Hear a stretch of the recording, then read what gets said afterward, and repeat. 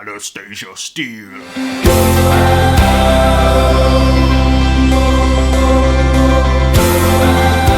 Hey everyone, it's Mark here from Primal Screens. How you doing? How's your week been? Today I'm going to give you a little feature on what I call how 50 Shades Darker should have been booked or shot. Now, I could sit here and give you a review about 50 Shades Darker and say how shit it is, because it is shit, but, you know, that's a waste of time. There's loads of other reviewers talking about the film and telling you how bad it is, and I'd just be adding to that and kind of re-going over what they've said. So what I thought I'd do for you guys is do something a little bit different and actually talk about the film, break down the film, and talk about how it should have been kind of developed and how better it could have been if it was taken a different way. So let's get straight into that. And let's see what you think below. If you agree with me, comment below. And if you like what I'm talking about, please subscribe or like the video. And let's get a discussion started, because this film could have been so much better than it is. I think it's got 9% on Rotten Tomatoes at the moment, so that's quite an achievement for a film that probably cost, you know, tens of millions of pounds, dollars. So let's get into it. I'm going to start this bit saying that there will be spoilers, so if you've not seen the film yet, probably best to go and see it if you want to go and see it, and then come back to this video. Or if you've already seen it, then this will be perfect. If you're not bothered about seeing it again, this could help as well. So we're going to start off at the start of the film, and obviously one of the first scenes we see is Christian Grey dreaming, and he's obviously dreaming about his parents arguing and his dad who's probably abusive. And we get this amazing acting from Jamie Dornan, who I think is a good actor. Like, I really liked him in The Fall. But we just get this amazing bit where he's obviously having a nightmare, and the way to portray this on film is for him just to go, "No," like that, and then it just cuts. That first little bit of the film is just kind of like indicative of what's going to follow throughout the film.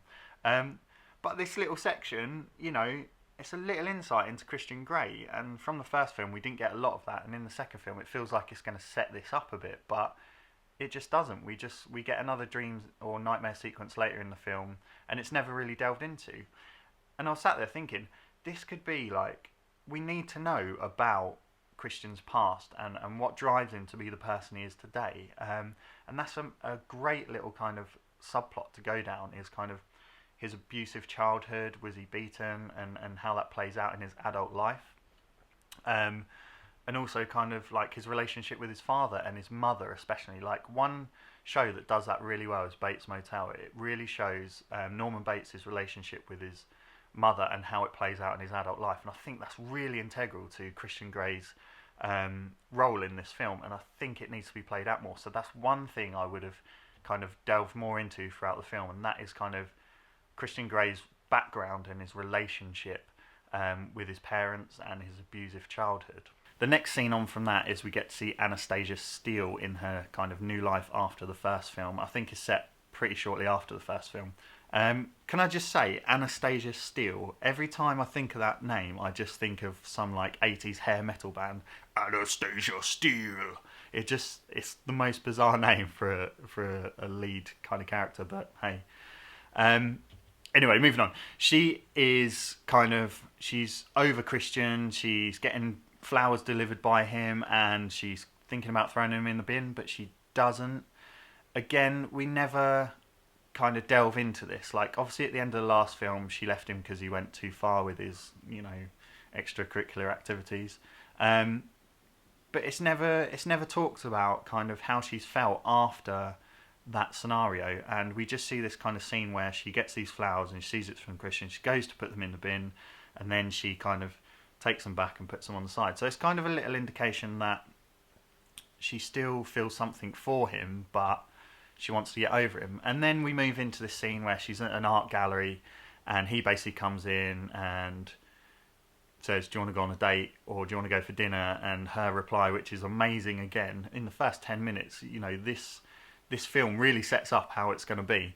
And her reply is, after being asked for dinner, "Yeah, okay, I'm hungry." Right, so you left this guy because of what he did to you and the way he treated you, and then the first time you see him, he asks you out to dinner, and the reason for accepting his invitation is because you're hungry.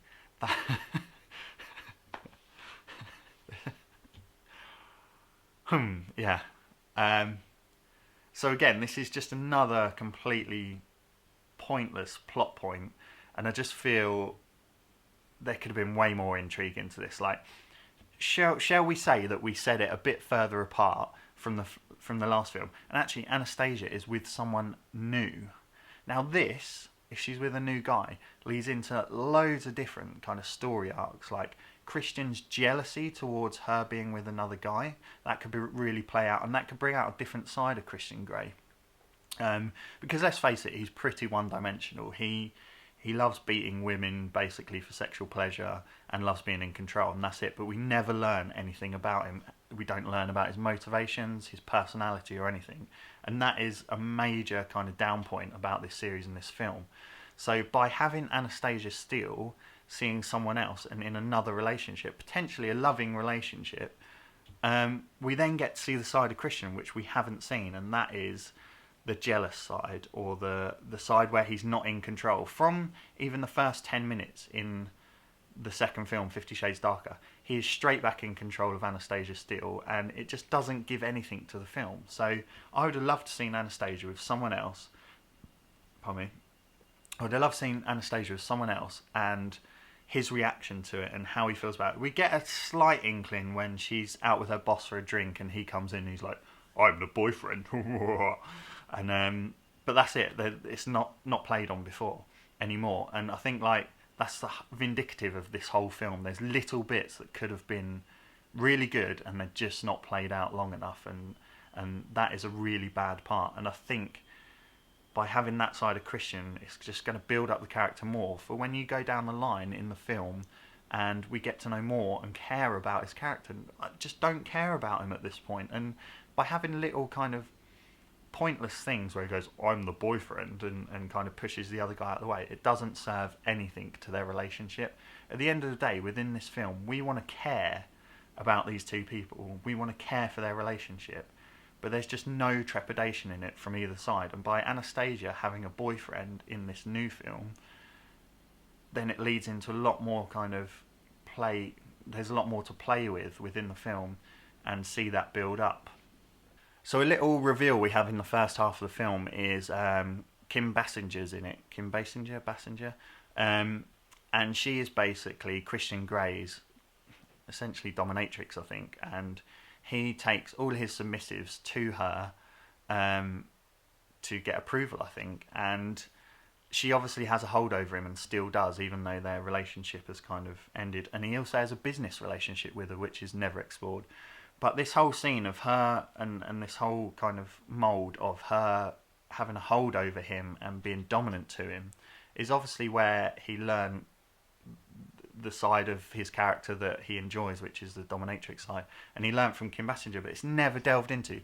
We don't learn anything pretty much, although the only thing we learn is that she has a hold over him.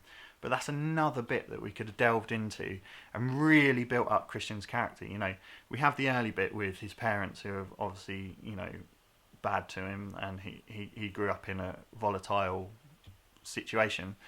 But then we've got this Kim Basinger character that's come in his adult life and kind of fueled more of this controlling nature and shown him a way to be controlled. And I think that is integral again to his character, just to build him up so we care about him even more. And it's just something that is completely dismissed over. So again, if I was shooting this film or booking this film, I would have delved more into that character. You know, 50 Shades of Grey could be an amazing character study about kind of people's motivations and their upbringing and how it affects them in later life. But at the end, we've just got kind of like this frilly sex video, basically. And it's such a shame because the Christian Grey character is massively interesting, and you know, you can really delve into that. And there's these little devices that are put in the film, but they're never played out, again, as I've said earlier. So again, the Kim Basinger thing, I think it really needed to be delved into, and we see more of it through flashbacks or kind of backstory where he's talking to Anastasia about. There's a few little bits, but it's never delved into, and I think that is really integral to push the film forward. Moving on from that, we never really find out why Christian Grey needs control in his life. He needs to control everything in his life. And we're just told that. We're told that he needs that, but we're never kind of explain to why. And again, this falls into his parents and the Kim Basinger character of kind of what everything's built him up as, what his motivations are to have control in his life. What if that control is taken away? We see it slightly when he loses a little bit of control when Anastasia kind of runs off literally for an hour, and he's worried about her and stuff. And that was a little vulnerability that we saw within the film. But again, it was just kind of, there it is, move on. Have another sex scene. We'll serve you another sex scene. A boring sex scene at that. But again, he needs control in his life, and let's take that away from him from a bit and see how he reacts to it as a character, because then we learn more about why he needs control in his life. And again, that is an amazing kind of character study bit to go down. So again, in the film, I would have probably taken away control from Christian a bit and given more power to Anastasia, and see where that took us throughout the film and how he reacts to it. So within this film, we're already turning Christian Grey from kind of this controlling character, which we're just told about and never explored, into someone who could potentially be jealous if Anastasia's with another girl, another guy. Another girl's a whole nother story. Another guy. And then also, if she's got more control in the relationship, then it'll play into his character more, and we'll see how that plays out. And I think that's a perfect way to go in the film. On the flip side, we need to talk about Anastasia as well. We never discover why she likes Christian. She says she doesn't want the money. There's a scene in the film where he gives her a 24 grand check and she rips it up. So then instantly he rings up his assistant and gets 24 grand paid into her account, which he later gives to charity. So she's obviously not with him for the money. So what is she with him for? Because she doesn't like the controlling behaviour. She's not too keen on the BDSM. She loves the sex with him, but is that it? Is that enough for a relationship to the point where she agrees to marry him at the end of the film? Again, it's just another point that is not displayed or explored within this film, and it's another important point for us to care about the character and care about the relationship. Why does she love him? What are the things that like endear him to her, or endear her to him? And kind of, you know, it's a relationship at the end of the day. There's got to be multiple facets within this relationship for it to work to the point of marriage, not just sex. Yes, obviously she really enjoys the sex, but what are the other things about his personality that she likes? Does she see him as a lost soul? Like, obviously he has this controlling side, but does she see like beyond that and deep into him? And is he lost inside and she's trying to help him? She feels that she can change him or help him. I'm not sure, but again, that's another bit we could follow down the rabbit hole just to see where it leads. And again, it would build up their relationship, as I've said. So I wanted to see more of why Anastasia wants to be with Christian and what her motivations are to be with him if it's not money. And I just think that would work really well, and it's something that was missed again. Going on to a couple more points about the film which are kind of more simple, is the sex in the film is just crap. It's like there's no you know, like when you watch a film, a romantic film, and throughout the film there's a couple and they always get to the point of nearly getting together or nearly kissing, and it never happens. And then at the end of the film, obviously it's an obvious plot point, but at the end of the film they finally get together and it happens, and it's just like this moment where you kind of, like, I'm smiling now, it's like a moment where you're just happy for them because you've built all that up. But in the first film of 50 Shades of Grey and this film, 50 Shades Darker, the sex is just thrown in to pull people into the cinema, basically. To pull women into the cinema. Because, let's face it, if you want a really good drama, then there's multiple films out there that are better.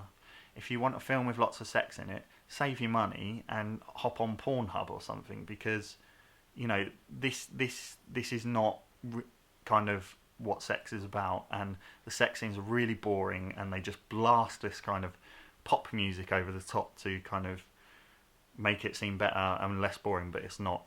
Don't even get me started on the sex scene in the shower where they're both clothed, because that massively plays on my OCDs and I just don't want to talk about that. Clothing in a shower, God. But yeah, the sex scenes in general in this film, I think they should have been used sparingly, and to the point that when you get to the sex scene, you kind of, sounds really bad, but you kind of want it, if that makes sense. Whereas there's so many littered randomly throughout 50 Shades Darker that you're just at the point where, oh, another sex scene. Come on then, let's get this over with, and then we can move on. So if I'd kind of booked or filmed 50 Shades of Grey, I probably would have had half the sex scenes in it. Probably even one major sex scene where, you know, they really go at it, and it kind of displays both their characters and their wanting for each other. Not just having them random whenever you feel like it. But again, I don't know if the producers of this film just want to get people on bums on seats, really, and that's the quickest way to do it. Sex sells. But it's such a shame because it could have been a great film, and they've just spoiled it by doing cheap things to get people into the cinema. And it's such a shame, such a bloody shame. The other thing is, kind of a side thing that I would have liked to see is, so you've got Christian Grey's family that kind of float in and out of the film. I'd love to see that dynamic played out a bit more. There's obviously the sister, played by Rita Ora, who seems completely different to Christian Grey. Do they know about his kind of dark side of BDSM and beating women about and stuff and calling it sexual pleasure?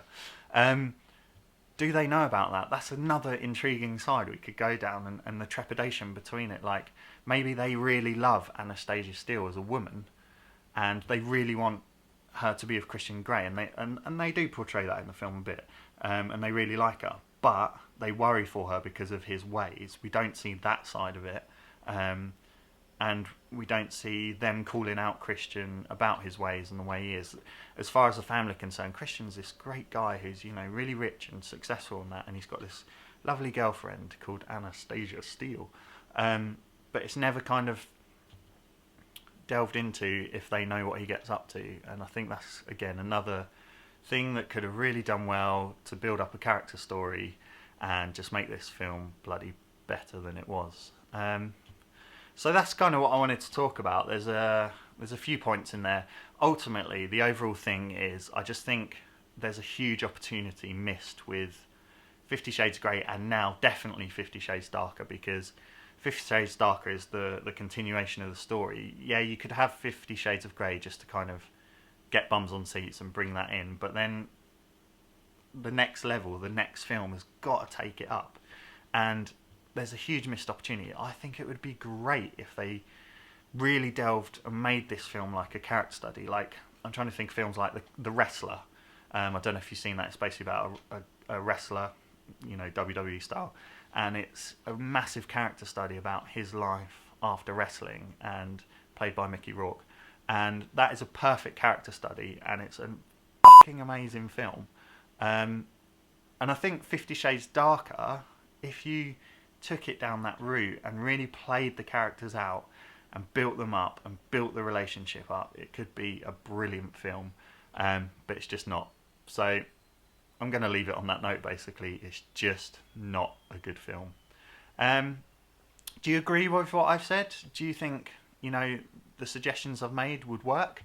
If you do, leave a comment below. If you don't, leave a comment below, because I want to chat to people. I want to discuss this, because it's the film has filled me with a bit of rage, to be honest.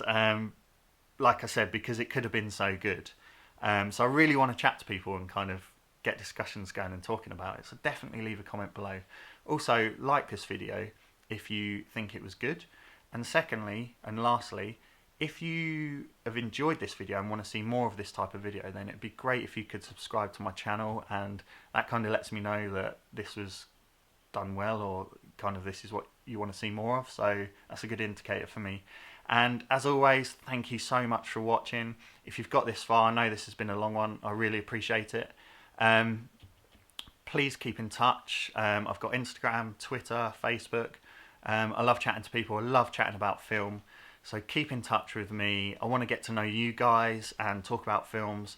So please, please, please follow me, whatever you do on Facebook. Like me, and let's get chatting. So I'll see you next time. Cheers.